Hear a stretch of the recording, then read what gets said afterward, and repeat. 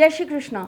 जैसे कि आप जानते हैं, नवरात्रि, दशहरा और आने वाली दिवाली, ये वो पर्व होते हैं जब विशेष सामग्रियों का सिद्धिकरण किया जाता है, विशेष औषधियों को सिद्ध किया जाता है, विशेष वनस्पतियों को सिद्ध किया जाता है, यंत्र और तंत्र में यूज आने वाली विशेष सामग्रियां इस समय सिद्ध होती हैं, अभिमंत्रित होती हैं।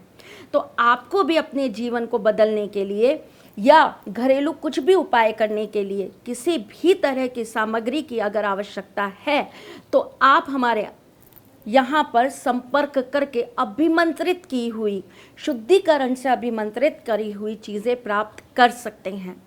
इन चीज़ों की प्राप्ति के लिए आप दिए गए नंबर्स पे कांटेक्ट कर सकते हैं और आप चाहें तो आप अपने नाम से, अपने ही गोत्र से ये चीज़ें सिद्ध करवाकर हमारे यहाँ से प्राप्त कर सकते हैं।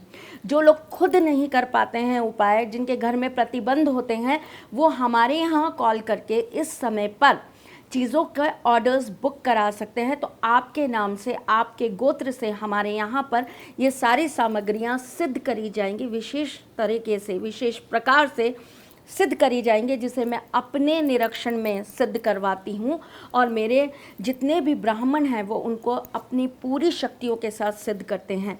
तो आपको ये सारी सिद्ध करी हुई सामग्रियाँ आपके घर पर उपलब्ध हो सकती हैं। तो आपको अगर ऐसा कुछ भी चाहिए, आप हमारे यहाँ पे संपर्क कर सकते हैं और आप मंगवा सकते हैं। बस आज के लिए इतना ही। जय श्री कृष्ण। जय श्री कृष्ण। स्वागत है आपका सारथी त्रिशला के साथ। मैं आपके एस्ट्रोलॉजर हूँ, वास्तुशास्त्री हूँ, चेहरा भी पढ़ती हूँ, आवाज़ भी पढ़ती हूँ और हाथों की लकीरें भी पढ़ लेती हूँ। लेकिन उससे पहले चूँकि मैं आपकी सारथी हूँ, इसलिए आपके जीवन की हर छोटी बड़ी समस्याओं को लेकर आपसे चर्चा करने चली आती हूँ। हम हिंदुओं के घर में मंदिर होना अनिवार्य है। चाहे हम बहुत बड़े घर में नहीं रहते, हम छोटे से घर में रहते हैं, तो हम एक छोटा सा आला बना देते हैं। हम अलमारी के अंदर ही एक छोटी सी शेल्फ बना देते हैं। कई लोगों को तो मैंने देखा है, वो रसोई घर में ही एक छोटा सा अपना मंदिर बना के रखते हैं। कुछ लोग लकड़ी का मंदिर अपने घर में स्थापित करते हैं, तो कुछ लोग मार्बल का, और कुछ लोग तो एक कमरा ही कई बार मंदिर स्वरूप बनाकर रख देते हैं। और हम जैसे जो लोग हैं वो तो अपने घर में ही मंदिर बना के रखते हैं और मंदिर में रहते हैं। मजाक कर रही हूँ, पर लेकिन घर में मंदिर होना एक सकारात्मक ऊर्जा का स्रोत माना गया है। आपके घर में अगर मंदिर है तो ये माना जाता है कि आपके घर के अंदर कोई भी नकारात्मक शक्ति बहुत देर तक टिक नहीं पाती। पर क्या आपको पता है, घर के उस छोटे मंदिर और जो बाहर प्राण प्रतिष्ठित मंदिर होते हैं उनमें क्या अंतर रखा जाता है? नहीं? तो चलिए आज मैं आपको इसी बारे में कुछ अच्छी जानकारी देने आई हूँ। घर के मंदिर के अंदर माँ दुर्गा की कभी भी संहार करती हुई मूर्ति नहीं रखी जाती है। माँ दुर्गा की हमेशा शेर पर बैठी ममतामयी स्वरूपा जो मूर्ति होती है वो रखी जाती है। आप घर के अंदर कभी भी नटराज की मूर्ति घर के मंदिर में स्थापित करके नहीं रख सकते हैं। आपको माँ लक्ष्मी की खड़ी मूर्ति घर के अंदर कभी भी स्थापित करके नहीं रखनी चाहिए। इवन आप उनकी फ़ोटो भी अगर घर में लगा रहे हैं तो वो भी खड़ी नहीं होनी चाहिए, माँ लक्ष्मी भी बैठी होनी चाहिए। और अगर कमल आसन पे बैठी हों तो क्या बात है। जो लोग मेरे साथ लाइव में जुड़े हैं, जो मुझे लाइव में देखते हैं, जिन्होंने मेरा मंदिर देखा है, उन्होंने देखा होगा कि मैंने इस बार जन्माष्टमी पे अपने मंदिर में अपने ठाकुर जी को और माँ राधा रानी को कमल आसन पर ही विराजमान किया है। आप जितनी मूर्तियाँ कमल आसन पर बैठा कर रखेंगे उतना ज़्यादा आपके लिए फ़ायदेमंद साबित होगा। घर के अंदर पंचमुखी हनुमान जी की मूर्ति नहीं रखी जाती है। घर के अंदर नरसिंह देव की मूर्ति नहीं रखी जाती है। घर के अंदर शनिदेव की मूर्ति या चित्र नहीं रखा जाता है।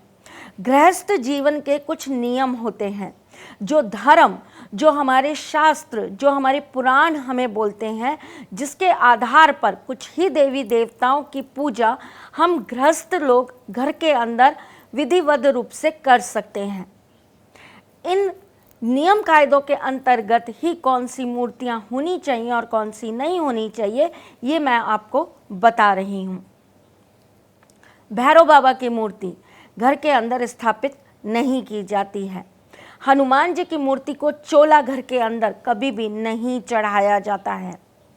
घर के अंदर आप गणपति जी की मूर्ति ज़रूर स्थापित करके रखिए, आप राधा कृष्ण रखिए, आप लड्डू गोपाल रखिए, आप राम दरबार रखिए, आप शिव परिवार रखिए। यह हमेशा आपके लिए भाग्यदायक और आपको हमेशा हर नकारात्मक शक्तियों से लड़ने के लिए आपका सहयोग करने का कार्य करते रहेंगे।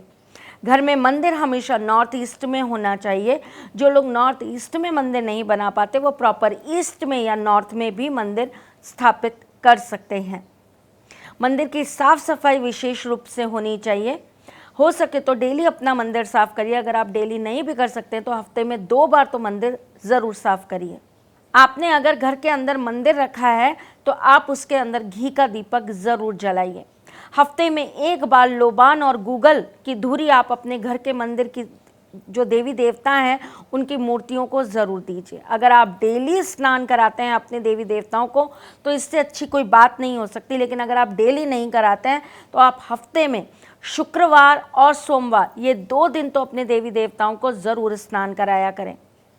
अगर आप भोग लगाते हैं तो आपके घर में हमेशा बरकत बनी रहती है। कहते हैं कि ईश्वर को आप जो भी देंगे ईश्वर आपको लौटाकर वो ज़रूर देते ही देते हैं।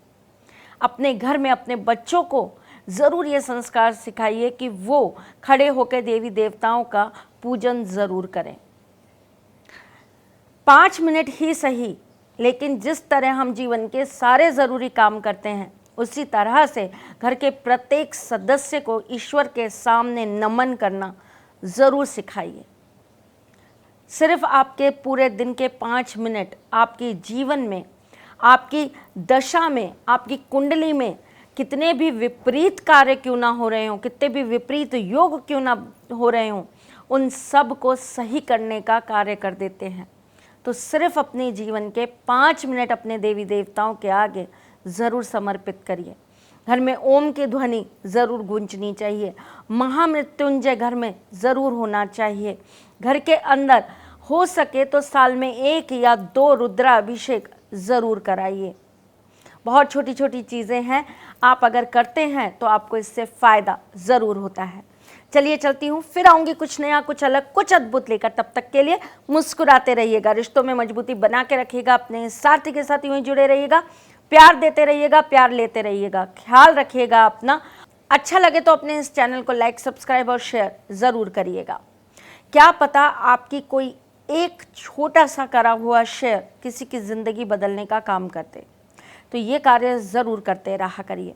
हमें नए नए विषय, टॉपिक्स ज़रूर देते रहा करिए जिसके ऊपर हम आपके साथ बातें करने या आपको सॉल्यूशन देने आ सकें। चलिए चलती हूँ, फिर आऊँगी। तब तक के लिए ख्याल रखिएगा अपना।